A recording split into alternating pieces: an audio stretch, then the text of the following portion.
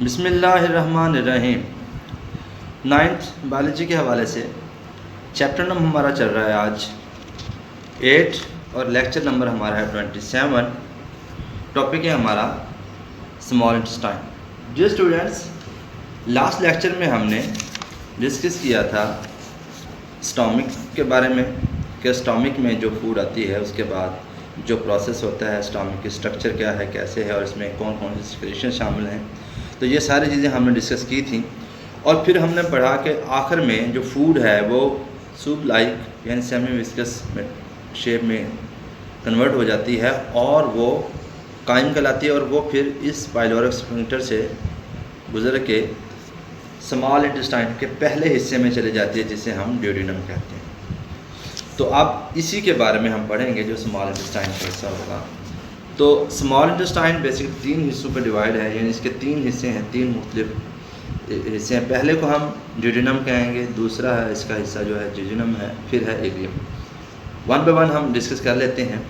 पहला है ड्यूडेनम जो तकरीबन 10 इंच यानी 25 सेंटीमीटर लॉन्ग होती है, इसका जो अगर साइज़ देखा जाए तो। और ज़्यादातर जो डाइजेशन है इसी हिस्से में होती है और जहाँ पर 3 सिक्रेशंस जो हैं वो आकर मिलती हैं। और वो 3 सिक्रेशंस कौन कौन सी हैं वन बाय वन आप देख लें यहाँ पे। तो नंबर 1 है बाइल, जो कि आती है जिसका काम होता है इमल्सिफिकेशन, मीन फूड में जो लिपिड्स हैं उनको अलग अलग ड्रॉप्स में कन्वर्ट करना। इस प्रोसेस को हम इमल्सिफिकेशन कहते हैं। और यही जो लिवर से आने वाला जो बाइल है ये एक्चुअली होती क्या किस तरह आती है, मैं आपको यहाँ पे डायग्राम की मदद से थोड़ा समझा दूँ, देखें ज़रा गौर से। ये हमारा लिवर से ये आपको नज़र आ रहा है, ये है गॉल ब्लैडर जिसे हम पित्ता कहते हैं। अब जो लिवर है वो कुछ अपने साल्स इसमें स्टोर करता है और बवक्त ज़रूरत ये कॉन्ट्रैक्ट होता है। तो यहाँ से होते हुए ये आपको नज़र आ रही है, ये बाइल कॉमन बाइल डक्ट जिसे हम कहते हैं, इसकी मदद से इस स्मॉल इंटेस्टाइन के पहले हिस्से ड्यूडेनम में आ जाती है। और इसका काम वही बता दिया जैसे आपको कि इमल्सिफिकेशन करना होता है। ये पहली सिक्रेशन जो हम पढ़ रहे हैं वो यही है बाइल, जो यहाँ से यूँ आती है। दूसरी सिक्रेशन जो है वो है पैंक्रियाटिक जूस की बात अगर करें, ये है पैंक्रियाज। ये शेप आपको पत्ते की तरह की शेप नज़र आ रही है। इस पैंक्रियाज से जो सिक्रेशन आएंगी उसके अंदर 3 किस्म के एंजाइम्स होंगे। उसने यहाँ पे बताए हुए हैं कि पैंक्रियाज से 3 किस्म के एंजाइम होते हैं। एक को ट्रिप्सिन कहेंगे, एक का अमाइलेज है, फिर है लाइपेज। हर एक का अपना अपना फंक्शन है। ट्रिप्सिन ने प्रोटीन को डाइजेस्ट करना है, अमाइलेज ने कार्बोहाइड्रेट्स को डाइजेस्ट करना है और लाइपेज ने लिपिड्स को डाइजेस्ट करना है स्मॉल इंटेस्टाइन यानी ड्यूडेनम के अंदर ही। तीसरा है सिक्रेशन जो स्मॉल इंटेस्टाइन की दीवार जो है वो खुद यानी वॉल जो है वो सिक्रेट करती है, जिसे हम इंटेस्टाइनल जूस कहते हैं। उसने भी डाइजेशन जो बकिया जो डाइजेशन का प्रोसेस रहता है वो आके उसने करना होता है। इसके बाद फिर जो फूड है वो अगले हिस्से में चली जाती है स्मॉल इंटेस्टाइन के, जिसे हम नाम देते हैं जेजुनम का, और वो तकरीबन 2.4 मीटर्स लॉन्ग होती है। और इसमें भी प्रोटीन, स्टार्च और लिपिड्स वगैरह जो हमारे डाइट में मौजूद होते हैं वो यहाँ पर डाइजेस्ट होते हैं, जो रिमेनिंग होते हैं। इसके बाद तीसरा हिस्सा जो है वो है इलियम स्मॉल इंटेस्टाइन का, और जिसकी लेंथ है तकरीबन 3.5 मीटर लॉन्ग।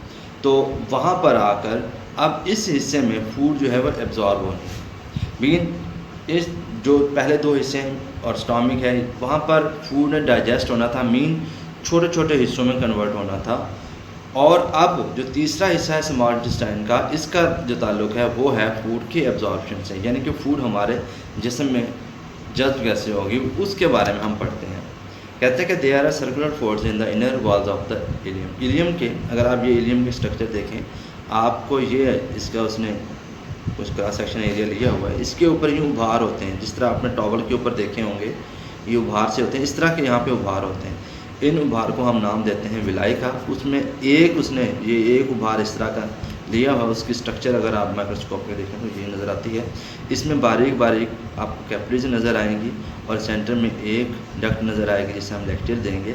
इसमें जो फूड के बड़े मॉलिक्यूल, मैक्रो मॉलिक्यूल्स जिसे हम फैटी एसिड वगैरह, कोलेस्ट्रॉल वगैरह हैं, वो इसके अंदर एब्जॉर्ब होते हैं और फिर ये ब्लड स्ट्रीम में भेज दी जाते हैं, यानी बड़ी जो खून की नाली वहाँ पे भेज दी जाते हैं। लेकिन जो बाकी बारीक किस्म के हैं, यहाँ पे एक और बात भी समझ लें कि ये जो लेयर है इस विलाई की, ये बहुत ही बारीक होती है।